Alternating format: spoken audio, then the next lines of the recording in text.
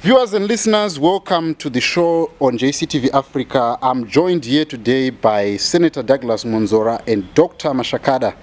We are here to find out about their party, talk about the recalls that are happening on the other party, which is probably their sister party, and we want to find out about a lot of things that are happening. And Senator Douglas Mwonzora, welcome to the show.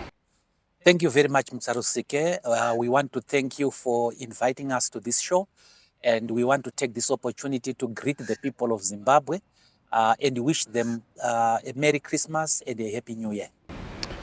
Today, what has really brought us is the story about what is happening at your party. There have been rumors that has been going on. One of the first rumors is that you have joined ZANU PF. And the other thing was the issue of whether are you able to sustain the Morgan Tsvangirai house. There have been issues that you were running in with the police. Can you clarify what is going on with your party? Well, as you can see, the rumors that I joined the ZANU PF were false, and these were peddled by people who wanted to divert attention to what was happening, especially in Parliament. There was this issue about Tshabangu versus Chamisa, and some people within the CCC camp felt that it was necessary to divert attention. They created a false rumor that I had joined ZANU PF. And I did reply that we did not join ZANU PF at all. I am the president of the Movement for Democratic Change. And the aim of the MDC is to take over governmental power through peaceful, democratic, and constitutional means, govern differently and change the lives of the Zimbabwean people for the better. We didn't take part in the 2023 elections. We are certainly preparing to take over the reins of the country in 2028 as the MDC. So as you can see, I am president of the MDC. I am at my party. I have my Secretary General here, Dr. Mashakada. The rumors were malicious. Then the question of sustaining the movement for democratic change. Yes, we can sustain our own party. Right now, if you go to the MDC, there is a facelifting that is taking place there. We were able to pay our workers, despite the rumors that we were unable to do that. We were able to pay our workers. I can say with certainty that the MDC workers are the happiest party workers in the country right now. We know of political parties who talk too much, but who don't pay their workers. So yes, we're able to sustain the Morgan Tsvangirai house. We are there. I am stationed in the 50th floor. The Secretary General's office is in the 60th floor. The Chairman's office is in the 50th floor. The information 4th floor, organizing 3rd floor. So we are good to go with the MDC. Maybe you are talking about the rumors that were going around that we had sold the Morgan Tsvangirai house. Yes. Of course, we cannot sell people's property. The Morgan Tsvangirai house is not a personal property that can be sold by the president or the Secretary General. If you want to dispose of party property, you secure a National Executive Council resolution. And anybody who knows how property is sold knows that before you sell property, you advertise. So those rumors, again, were peddled by people who wanted to incite our members to raid Harvest House and remove the leadership there. But our members came and asked, we showed them the documents. We are not going to interfere with our rented property, our real estate property. In fact, most of our offices countrywide have been occupied against our will by the CCC. Okay. And we have written a polite letter to their president that we want our property back. So that is again the source of this malicious rumor. We do not sell property what that belongs to the party. And as for me as president, I do have my own personal property, and there's no need to sell party property. But there is another issue about renting out some of the space at the headquarters. The Secretary General is going to expand on that. But let me say, that the MDC administration, my administration, has not rented out any property that was not being rented out before. And you will know that during Morgan Tsvangirai's term, we used to rent out two properties, two offices. That is the Regalia shop, which is on the western side, and the She and He shop, which is on the western side, and the Regalia shop that is on the eastern side. That was done because we wanted to create conditions of security. And we then put non-political people in those offices, those flanks. That issue was maintained, that situation was maintained when Tsvangirai left us. And we had a new president, Nelson Chamisa. He also rented out the two flanks. And then after that, we had Thokozani Kupe taking over as acting president, continued to rent that property. So the property still, you are still renting it out? Yes, the only difference is the identity of the tenants. Whereas under Tsvangirai, Kupe, and Chamisa, one property was being let out to multiple people, like about, I think there were about 20 people renting one property. We have decided, the administration has decided that we need one big company to do that, so that we have good corporate governance. So there's nothing new. There's nothing new with a party renting part of its property. And this is used to develop that property. So we are quite happy, and our national executive and the national council is very, very happy. That's why you do not hear any noise from MDC people. You hear noise from Triple C people. So the rumors that say that you were taken in by the police for questioning or failing to pay up rates and electricity at Morgan Tsvangirai House. We have never been taken by the police. In fact, what happened is that when these guys were intensifying their media war against us, in response of to what was happening in their party, they invented stories. They even phoned ZESA to say there are illegal connections that are happening. But when you go, please go with police, because there are people armed with machetes at the Harvest House. So the police came with ZESA people, with AK rifles. We allowed them in, and they told us that they wanted to look at the connections, and we said, by all means, do it. But after you have done it, we must have an exit interview in my office. So they went around. They saw nothing amiss, and they even confirmed it, that it was a false rumor. So we have been victims of false propaganda, but we are so happy that we have proven our critics wrong. All right. Let's move forward, Senator. Maybe I can direct this question to Dr. Mashakada. Your party, looking at right now the by-elections that happened, and now there's upcoming by-elections, the nomination court has already said you have not fielded any candidates. Are you solely just waiting for 2028, or what is the plan? Thank you for the question. You reckon that MDC did not participate in the August 23 elections. And the reasons why we didn't participate are now in the public domain. Basically to do with the uneven electoral playing field, the issue of the delimitation report, which disadvantaged us and other political parties, the issue of media access, and so on and so forth. So we adjudged the environment to be not conducive. The issue of nomination fees that were exorbitant, and so on. So we took a position, our National Council took a position to say, President Mwonzora, you are not going to participate uh, in this flawed electoral process. So we made that decision, and the by-elections are a continuation of that election, which we didn't participate in. So we still don't have a dog in the fight. We still don't have a dog in the fight because the conditions that made us not to participate are still existing. So we are not participating in those by-elections.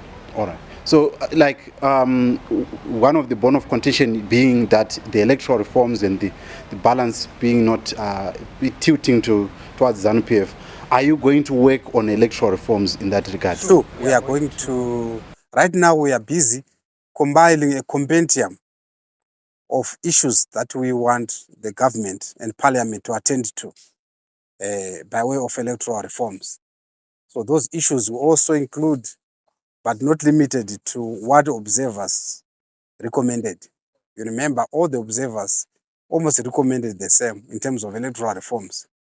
So we also pursue that line and excite government and our other opposition parties that are in parliament to work on those reforms. So that's why we've always said we want dialogue, inclusive national dialogue, to discuss the way forward regarding those reforms, so that we have an uncontested result, an uncontested election come 2028. Because the problem that we have had in Zimbabwe is a problem of legitimacy, contested outcomes, because the electoral reforms have not gone through.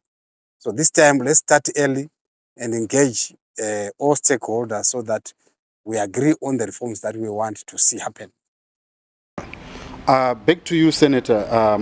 Let's come to, you have spoken about, I don't know if I can call it a sister party, Triple C, because they came from you. The recalls. My main question is, you mentioned there was another space that I was in, and you said that there were some deliberate errors that were made just after Sengezo Tshabangu made his public statement, or when these letters was circulating on social media. What is your take? Do you think that there was a deliberate action? I asked him if there was a deliberate errors to cause Tshabangu to win the case. We did exhort them to boycott the election because of the flawed nature of the election. They ridiculed us. But right now, we do not have any party that took part in the elections that is happy right now, except ZANU PF. Now, going to the issue of the recall, had the Triple C been headed by any other people, lay people, then I would have had a different opinion. But this is a party that is led by an advocate. This is a party that has access to legal brains, some of the finest legal brains on the land. There was Mr. Tshabangu, who said he was the interim secretary general of the party, and that they had made recalls, because recalls are not made at parliament. Recalls are made by the decision of the party.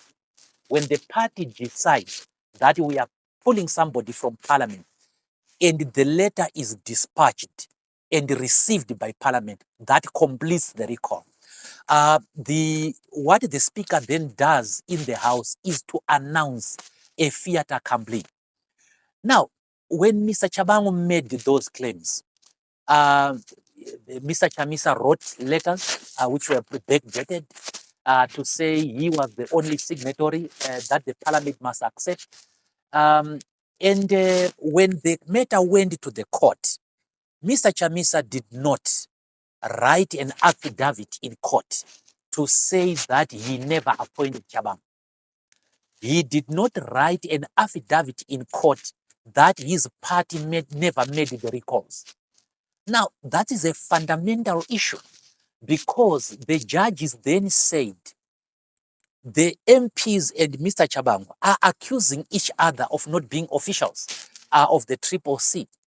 And it is tandem, it is akin to two siblings fighting over legitimacy, to say you are not our parents' child. without the involvement of those parents.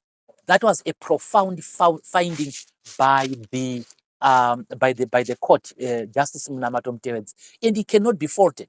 Now, why did the advocate not depose an affidavit to protect his own MPs? God knows that.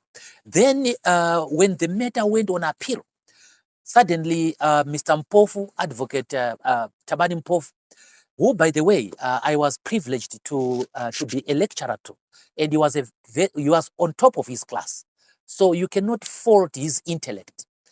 He then took over the matter to appeal to the Supreme Court.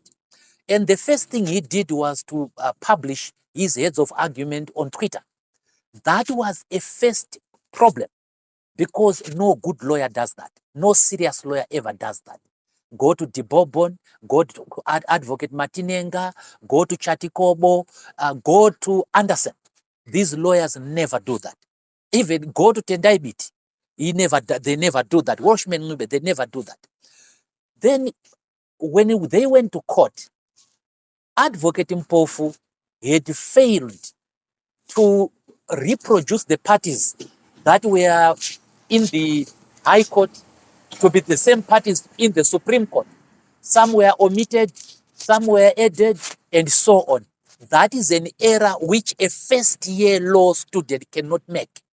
And when you look at it, it then looks like it is deliberate. And that's why we use the phrase that there is method in the madness. Maybe they want this outcome. Maybe they want ZANU PF to have 2/3 majority. It is beginning to look like that.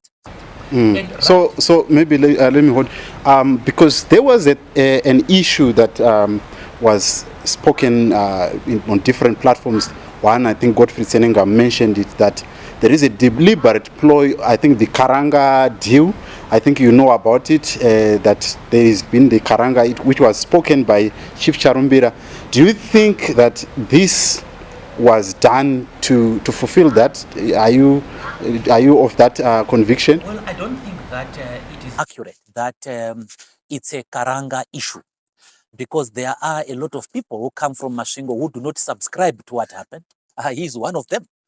He does not agree with that. It is instead of making it a Mashingo or Midlands issue, it is an issue by a group of people who want to hoodwink Zimbabwe, that there is an opposition, that they are opposing one another when they are complementing one another. For example, it made sense for everyone to withdraw from this election. Had we all withdrawn from this election, it would have put ZANU PF into a serious conundrum. But some people went into the election anyway to sanitize it. That was the real reason, to sanitize the election. And when the election result came out, they never challenged it. They never took it to court, despite advising everyone that they were going to take it to court. And they then went to, in order to placate their supporters, they went on to say that SADC was going to order a rerun, something that was known to anybody who cared to look at the history of SADC to be false. In 2008, for example, where we had even a better case, in 2008, SADC did not nullify President Mugabe's election. It exhorted him to form a government of national unity. In August, we exhorted our brothers to pull out of that election, and they did not. One way of looking at it is that they were sanitizing this election, and they did not challenge it. It has produced the problems to them of their MPs being recalled.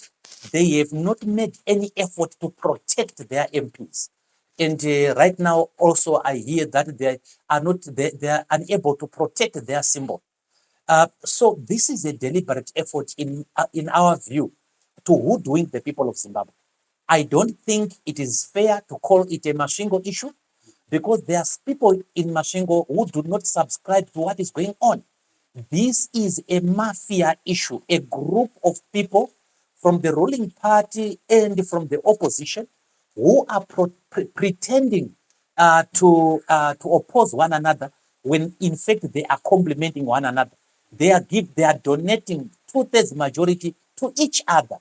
And there is no one seriously within the opposition who is fighting that, except, of course, the affected MPs. The serious leadership of the opposition, which is affected, is not fighting back.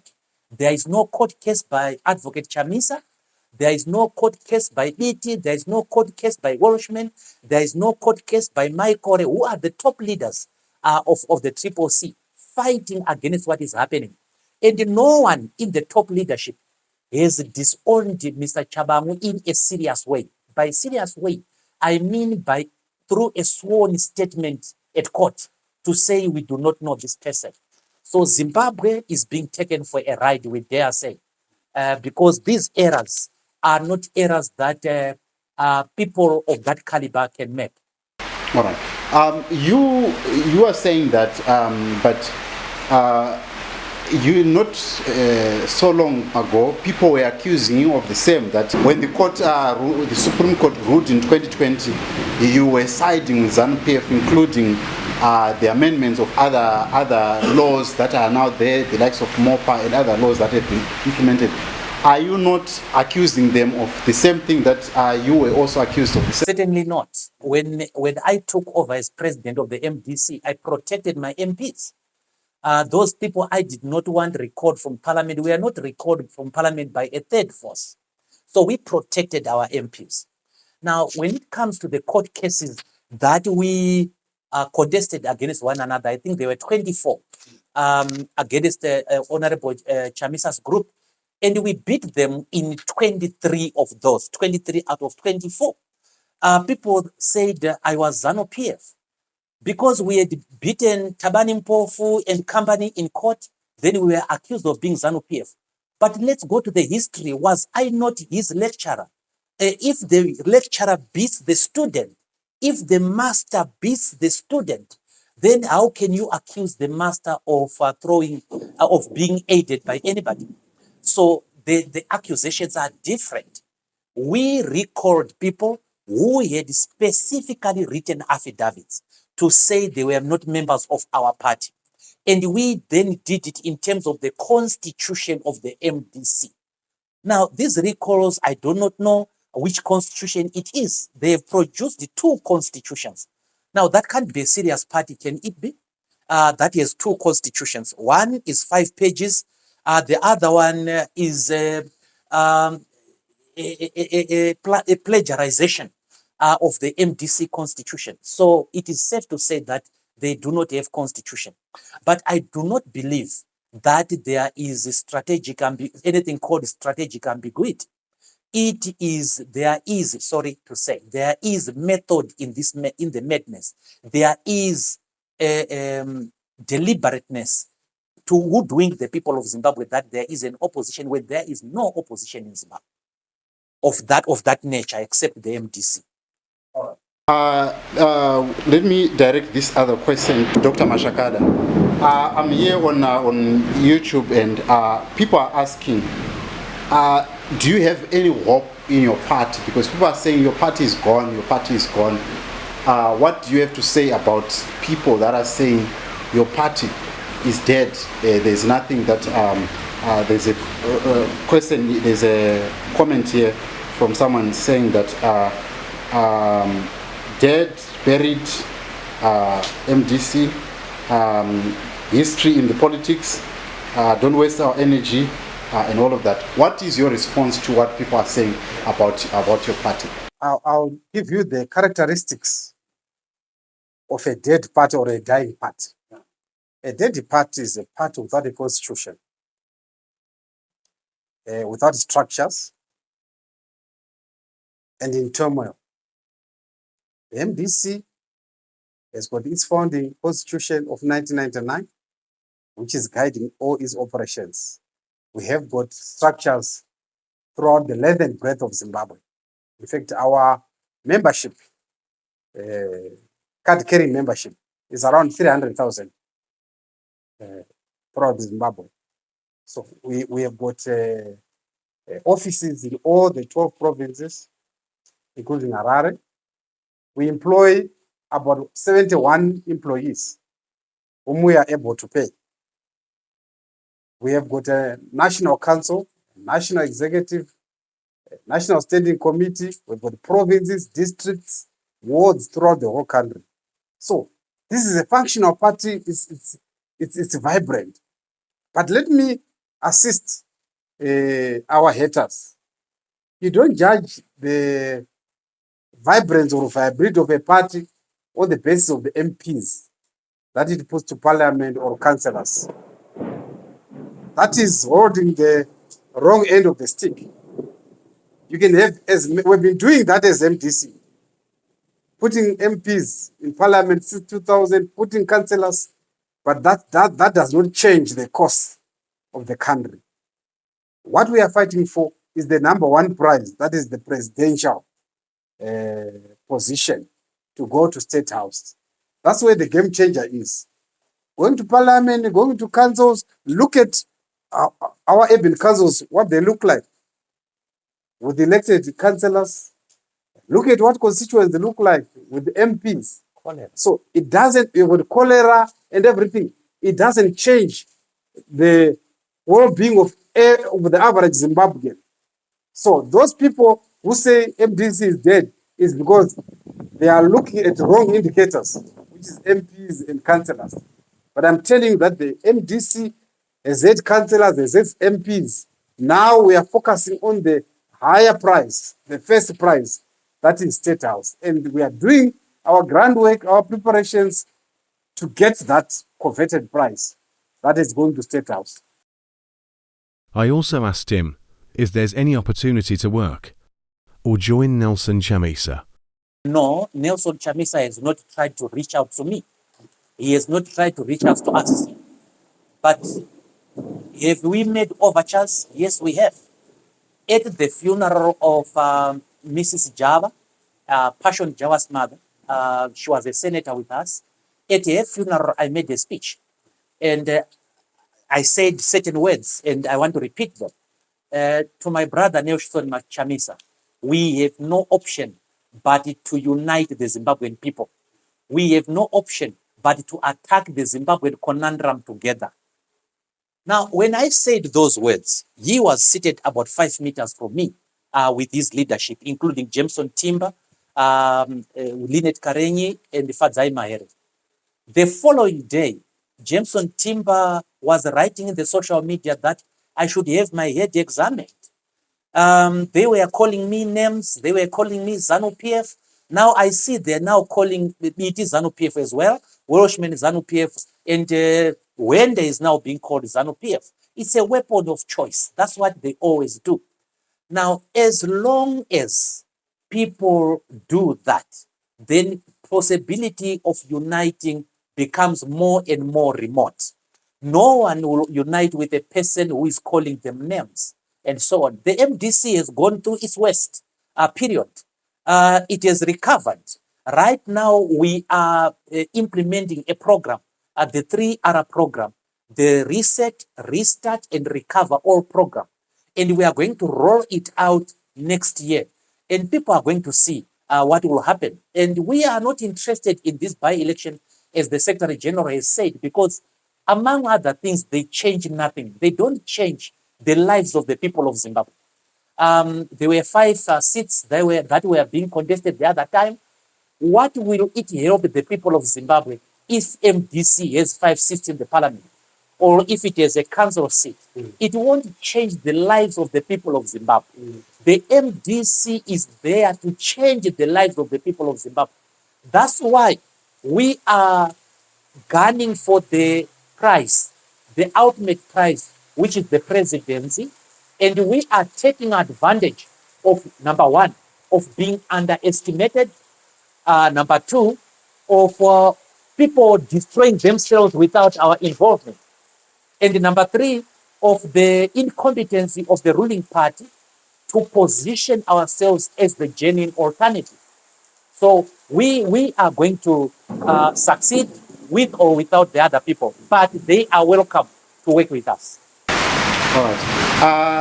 Your last words, Secretary General, to the people that would want to know more about the party and want to join the party, and to the Zimbabweans as the year comes to an end. Yeah, my message to viewers is that the MDC is alive and kicking. It is the party of choice, and we are ready to embrace all serious-minded supporters who want to become our members. We are committed to this struggle and to maintain the legacy of Morgan Tsvangirai. We will not sell out the struggle. Those people who are putting labels on us, that we are ZANU PF, we are this, we are that, they are just, enjoying their own propaganda. It's the figment of their own imagination. We are in the trenches, the struggle continues. And Merry Christmas and Happy New Year, viewers. All right. Senator? Well, to the people of Zimbabwe, we are concluding a very, very difficult year, and this was a year of the election. The MDC did not participate in that election because it was a shame. But the problems of the people of Zimbabwe have remained. There is abject poverty, unemployment, inequality, corruption, poor service delivery, both at central government level and at local government level. We as the MDC are a pro-poor, pro-people party. We are a social democratic party. And we will be making demands to this government that it must end poverty, that it must create employment by making sure that there are policies put in place which attract investment, including foreign direct investment. We want school fees next year to be scrapped altogether in respect of pupils and students from grade 1 to form 4. Parents can simply not afford. We want health care to be free, maternity care to be free, and this government can afford it, and the sources of revenue are there. So people of Zimbabwe, we are together. And as you go to the Christmas, please enjoy, but enjoy responsibly. Zimbabwe needs you. Together, we will complete the change that was started. And there are telltale signs that the MDC is the party of the future. Thank you.